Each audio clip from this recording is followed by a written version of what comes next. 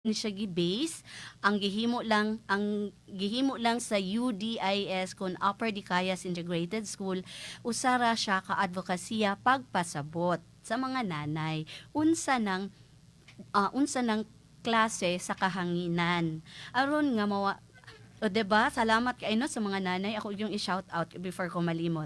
Shout out sa tanang mga nanay nga nagpadangat sa ilang kalipay. Nga, diba mga nanay niyon mo nga. Nakasabot nami, nawala mo kabalaka.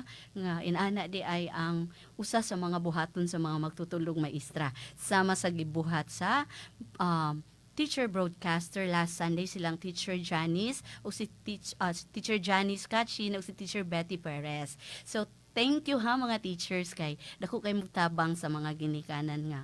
Nawala gid ang ilang kakulbag kabalaka. And again, amo jung i-emphasize nga kaning pagklase ka ang ipakita nasad nato karon nga klase sa kahanginan wala ni siya gi-base sa module, wala pa ha kay wala pa joy naghulat pa ta sa katong na quality assured na gyud nga module. Naghulat pa ta ni ana mga teachers. So sa tanang mga teachers karon nga ni view sample ra ni siya ha pero dili ni siya ang standard nga script sa radio-based instruction. So mga kasama sa walay paglangan since nadilatar ta og 10 minutes kay walay napalong man no? wala tay kuan, wala tay sugang dagitab kun kuryente. So brown out man. So ni-adjust to brown out 10 minutes na tang na late. So walay paglangan mga kasama ato ng again ato na pong ipakita ninyo mga nanay ha, mga kabataan. Atensyon mga kinder, mga chikiting, para ni ninyo mga chikiting kay para ni sa kinder unsaon magklase si teacher kinder teacher sa mga chikiting nasama ninyo. Okay? Let's start our klase sa kahanginan with Teacher May Olavides, no? Teacher May Olavides sa Upper Dicayas Integrated School.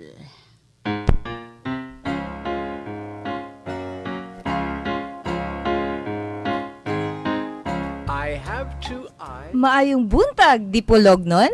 Hatud kaninyo, edukasyon para sa kabataan. Kini ang UDIS edisyon nga madungog sa kahanginan dinhi sa programang Kabantog sa Kabataan, DXDR 981.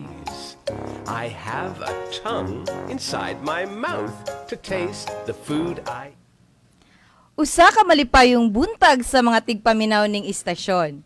Ilabi na sa atong mga estudyante sa kindergarten, ilabi na ang kindergarten sa Upper Dicayas Integrated School. Apil usab ang tanang naminaw nining istasyon. Kini si Teacher May D. Olavides ang inyong magtutulo karong buntaga. my mouth to taste the food I eat. Ang atong pagatunan karong buntaga, kabahin sa 5 kapanimati o 5 senses. Andam na ba kamo mga bata? So I can see and Maayo! I have 10 fingers that can touch. Manghinaot ko nga pagkahuman ni ining atong pagtuon sa kahanginan, aduna kamoy makatunan. Trees. I have a Sa dili pa tamo padayon sa unahan, alang sa atong pagatunan karon, maghimo usa kita og kasabutan. Una, smell. pangita og komportabling lugar sa inyong panimalay kung aha mo pwedeng maminaw. 2 ears so I can Ikaduha, the birds up in atong i-focus ang atong kaugalingon sa pagpaminaw. to taste the food I eat. Ikatulo, sunda ang mga ipabuhat kaninyo samtang kamo naminaw. Ug ang ulahi, mga nanay, I have ubanin ninyo ang inyong mga bata sa ilang pagpaminaw. well. I Nasabtan ba mga bata? can hear the birds up in the tree. Maayo! I have Kabalo ako nga andam na kamo sa pagpaminaw sa atong pagatunan karong buntaga. I have 2 eyes so I can see and a nose Ay tamo diritso sa atong pagatunan karon. fingers Himoa una ang akong iistorya. Very well. I have 2 ears. Andam na ba kamo? Hear the birds up in Una, the trees. I have ipiyong ang inyong mga mata. to taste the food I eat. Ug karon, I have 2 ibuka na pod ang inyong mga mata. and a nose to smell. Sunod, hikapa ang inyong ilong. Naghikap yun sila sa ilang mga ilong. Have 2 eyes Ikatulo, to see and a nose. igawas ang inyong dila. I have 10 fingers. Isulod ra pod og balik. They do it very well. Ikaupat, I have 2 ears. ipahikap ni mama ang inyong dalunggan. In O mga mama, hikapa ang idalunggan sa inyong mga anak. my mouth to taste. Ug ang ikalima, ipakpak ang inyong mga kamot. And a nose Maayo, nahimo gayud ninyo ang akong gipahimo. do it very well. Sa atong gibuhat sa unahan, unsa man kaayo ang mga parte sa lawas nga atong gihisgutan. Have a tongue inside my Sakto. Mata, ilong, dila, have 2 dalunggan, ug ang atong kamot. to smell.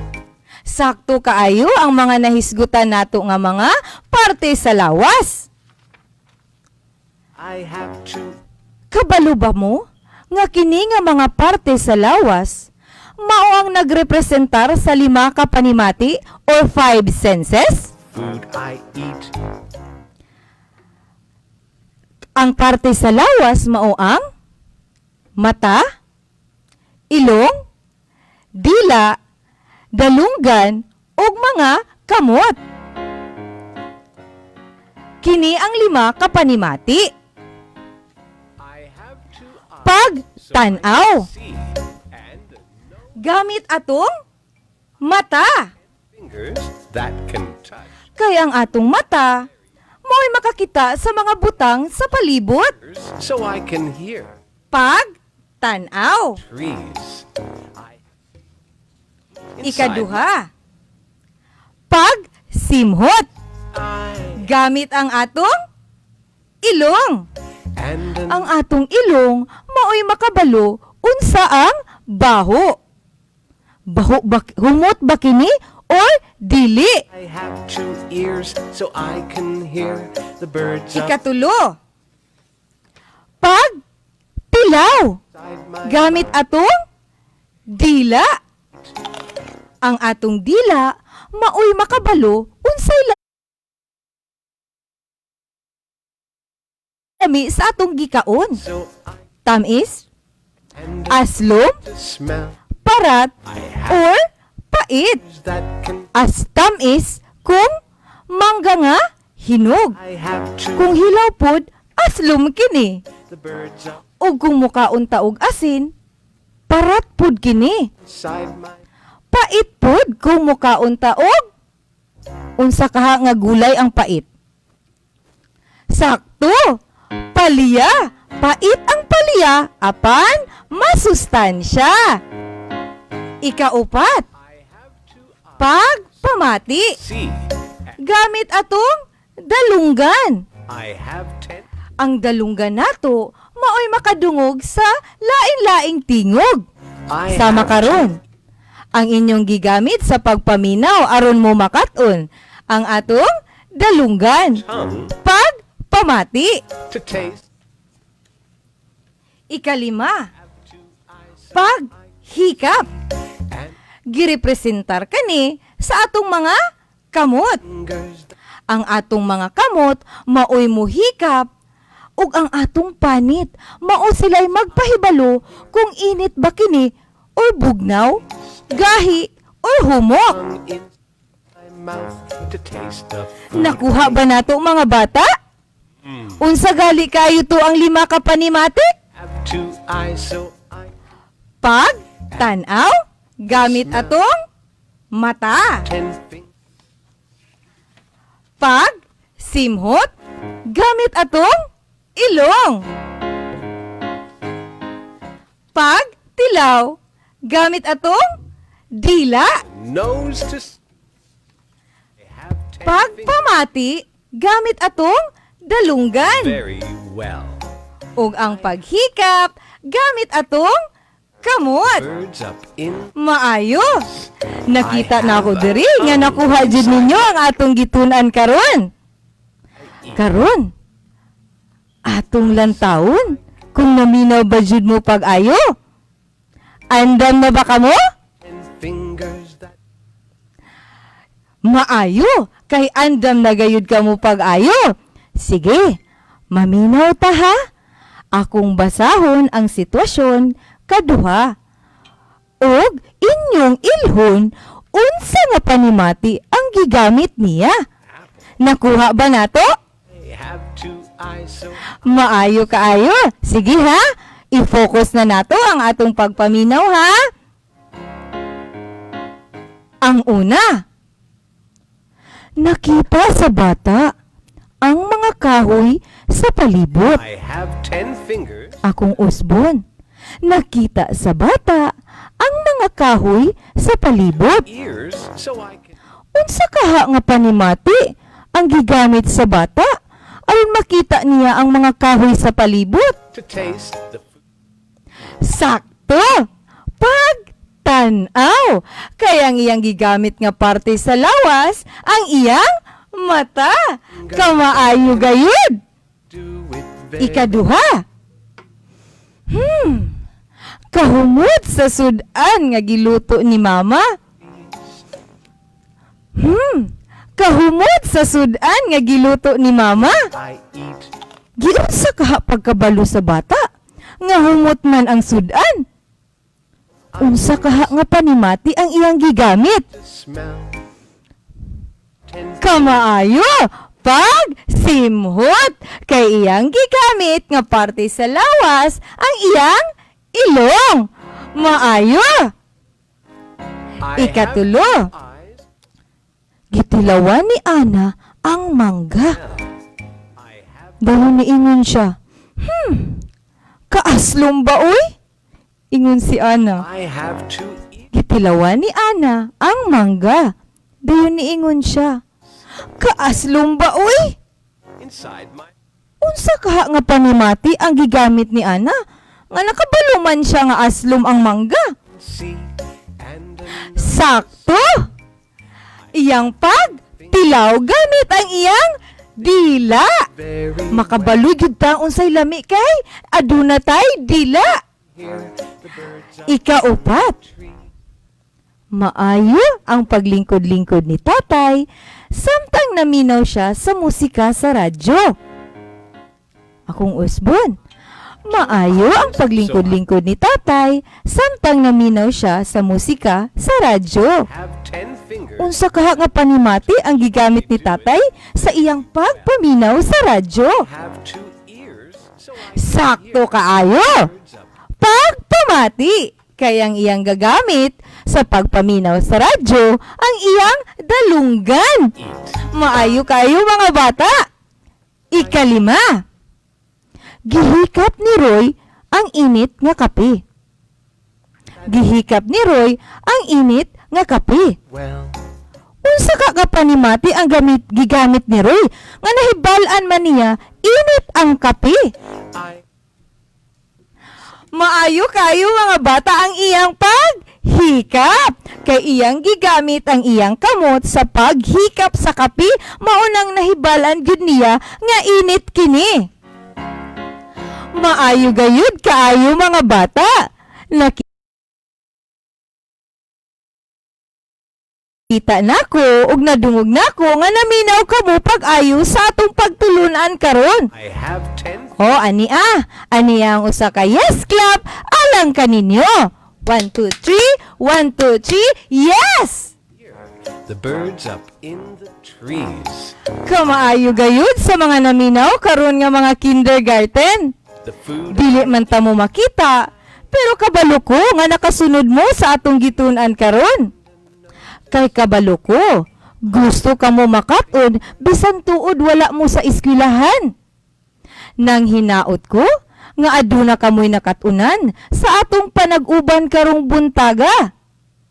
Ang pagbasa dili nato makatunan sa usa ka higayon lamang, kundi sa kanunay pagkatun bisan asa ka pa karon. I have Daghan kayong salamat sa inyong pagpaminaw hantod sa sunod nga edisyon sa Project Rise sa UDIS. Kini ang inyong magtutudlo sa kindergarten, Teacher May D.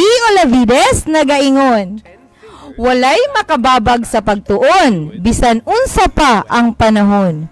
Busa padayon sa pagtuon, alang sa inyong kaugmaon. Bye-bye mga bata! inside my mouth to taste the food I eat. I have 2 eyes so I can see and a nose to smell. I have 10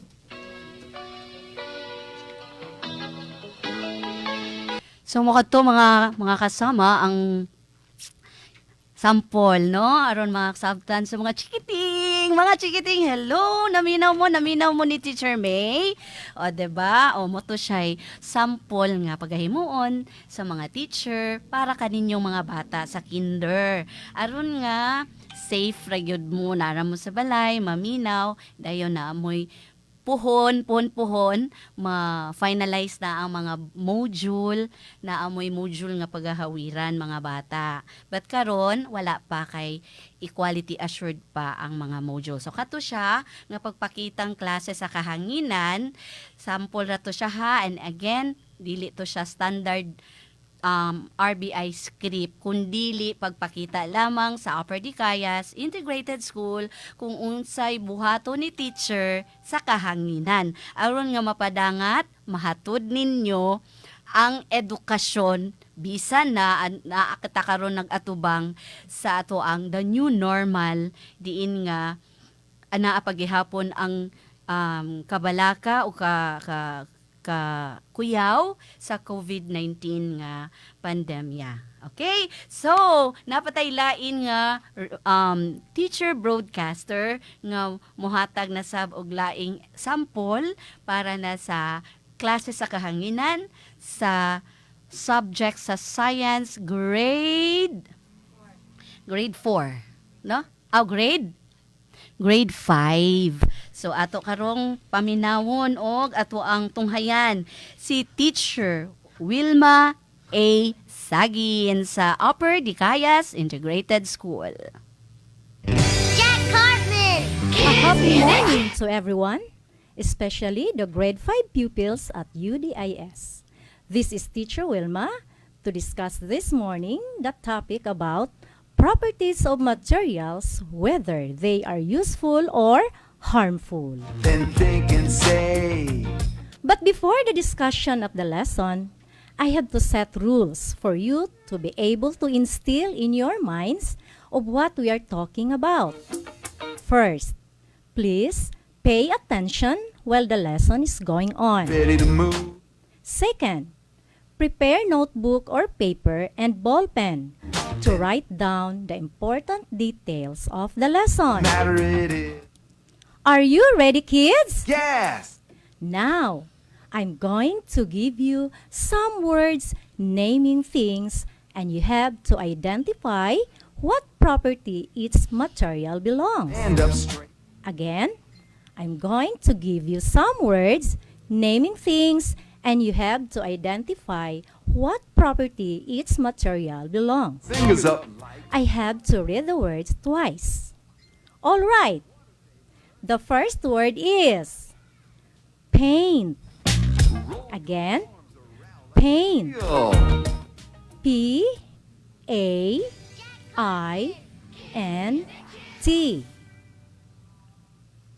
Number 2, tires.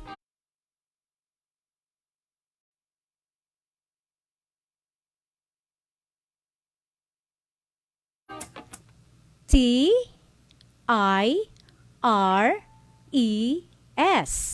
Tires. Number 3, rubber band. R-U-B-B-E-R.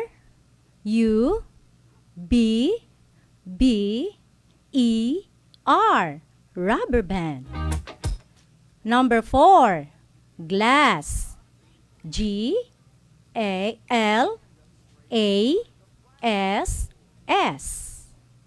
Number 5, insecticide.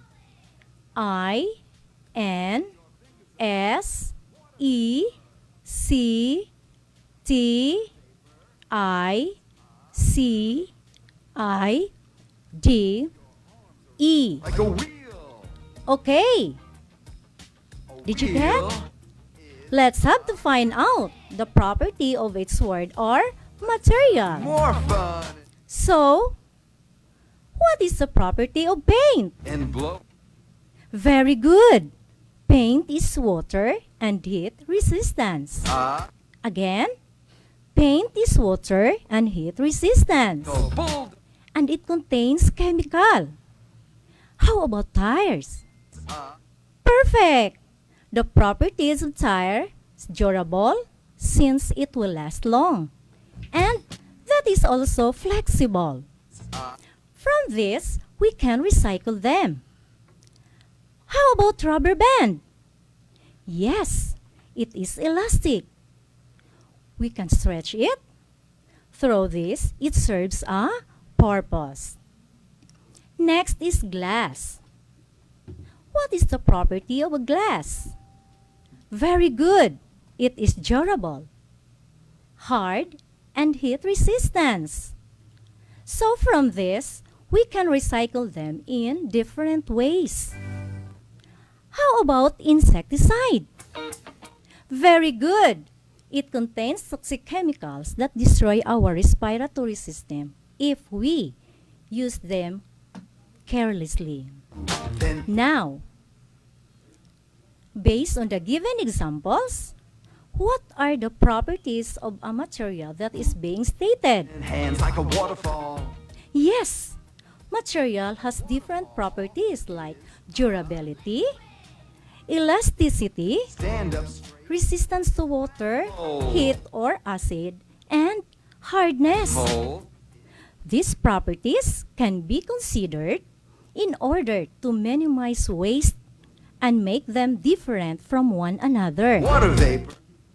Other types of materials have properties that make them good materials for producing desirable products, and other properties make them undesirable. So this time, I will give you an activity. These are jumbled letters, but I will give you its meaning so that you can be able to give the correct word. Again, I will give you a jumbled letters, but I will give its meaning so that you will be able to give the correct word. Okay, let's start. Number 1. F U H A L M R.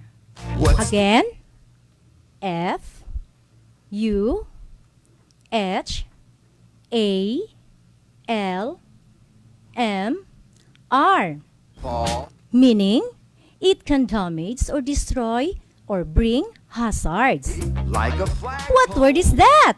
Very good. The correct word is harmful. It spells H A R M F U L. So class, when we say harmful, it means it can damage or destroy or can bring hazards to something. Did you get? Okay.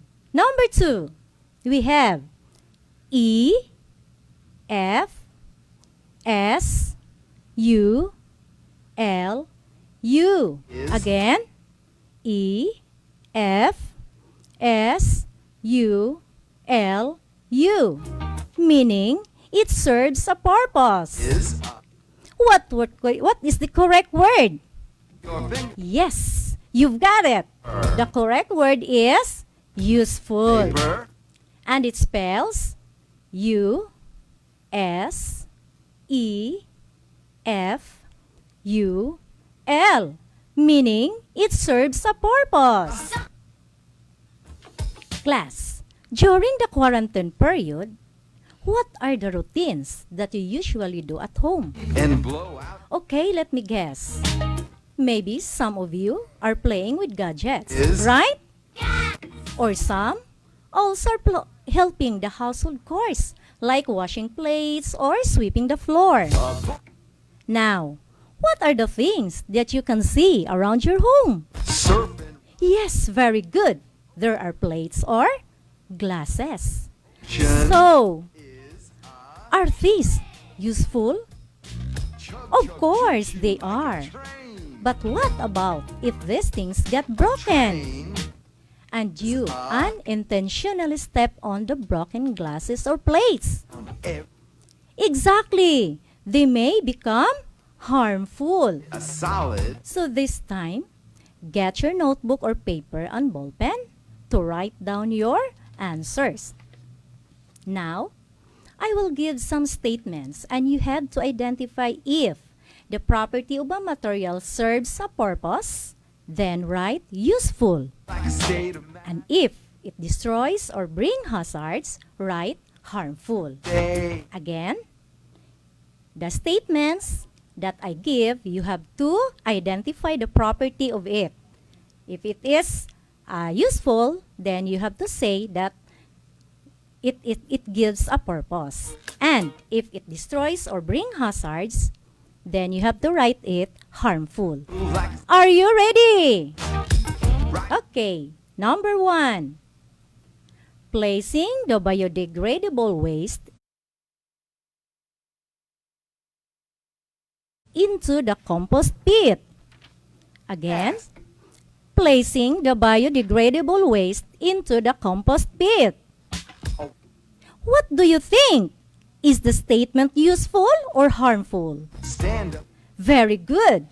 It is useful because the property of the material can be made into a fertilizer which is good for plants. Did you get? Okay. Number 2. Smelling the fumes exhausted by cars.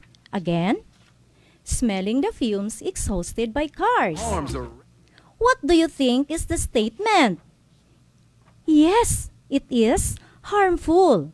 It's because inhaling the smoke from cars is not good to our health.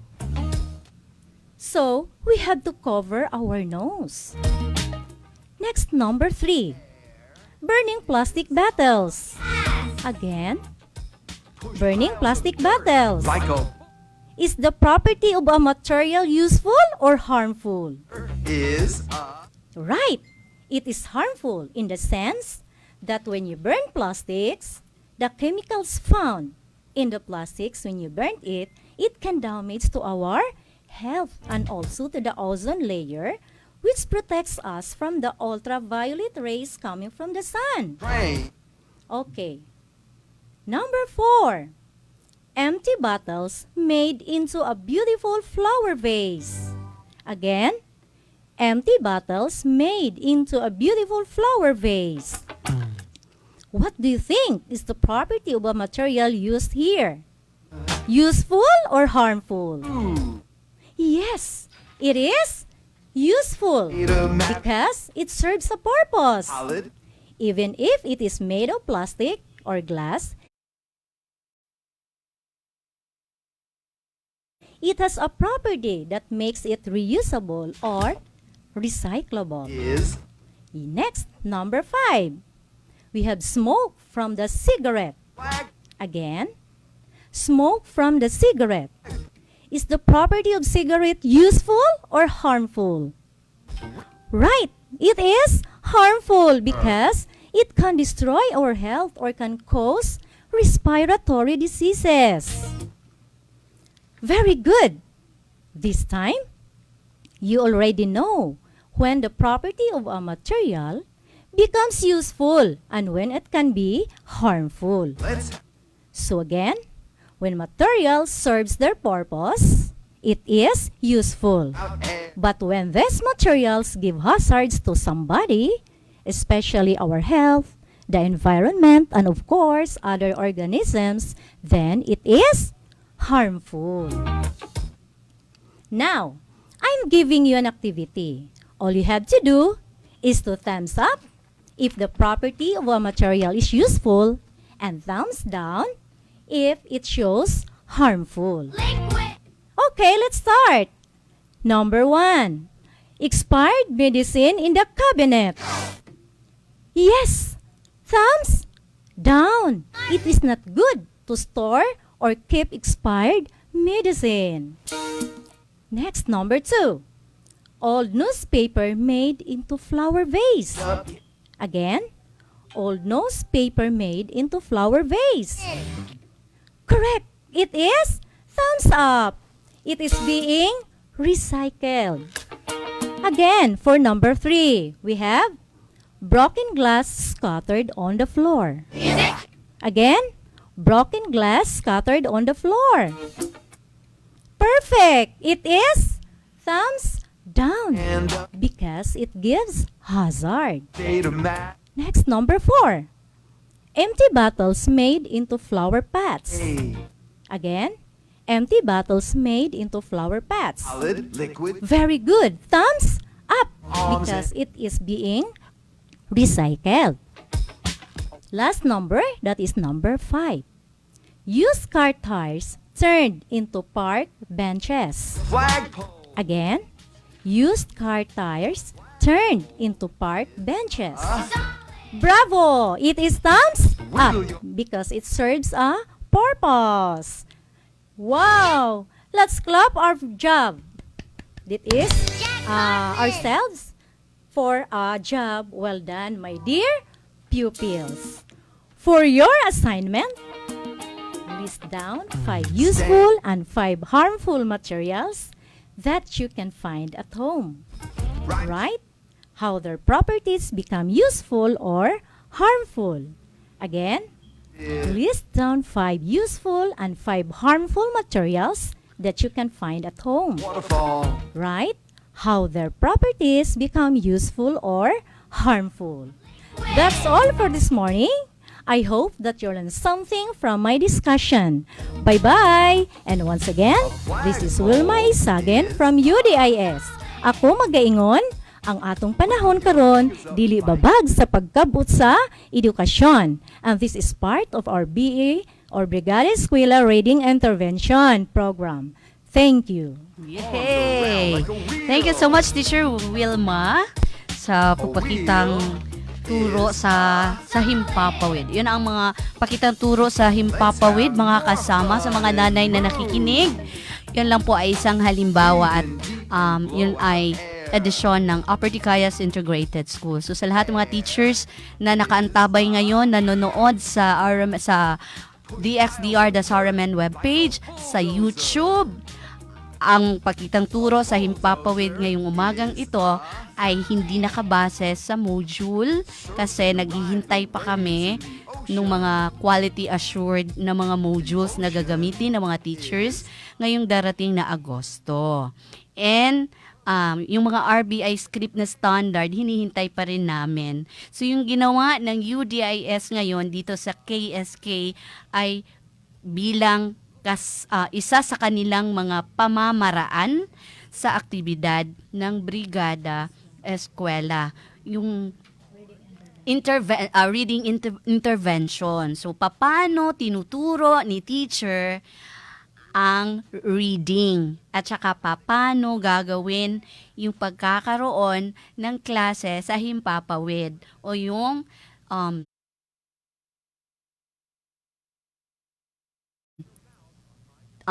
yung mga teacher broadcasters ang siyang gagawa niyan. So, sa ngayon, wala pa pong mga napili na teacher broadcaster sa aming division at kami po ay naghihintay pa kung sino-sino yung mapipili.